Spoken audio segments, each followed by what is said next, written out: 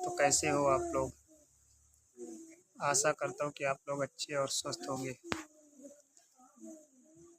तो गाइस, जैसा कि इस वक्त गेहूं की कटाई चालू हो गई है, तो हमारे यहाँ का मौसम बहुत ही ख़राब है।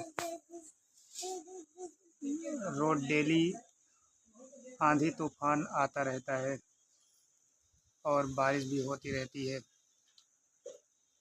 रोज़ का नियम हो गया है और इसी में किसान बेचारे अपनी फसल को लेकर बहुत निराश हैं। अब मौसम को देखते हुए सब लोग परेशान हैं। कोई दिन दोपहर रात कुछ नहीं देख रहा है। सब लोग जितना जल्दी हो सके अपने फसल को काट कर अपने घर ले जाने की कोशिश कर रहे हैं। किसान बेचारे कितने मेहनत करते हैं, लेकिन उनकी मेहनत को किसी को नहीं दिखता। तो मैं अब देखो, आप देख सकते हो घर पे कितना तेज आंधी चल रहा है। ये देखो पेड़ वगैरह कितना तेजी से झूम रहा है। तो आप देख सकते हो मौसम बहुत ज़्यादा ख़राब हो गया है।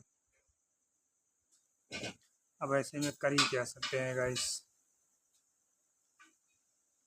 अब यही एक आशा रहता है,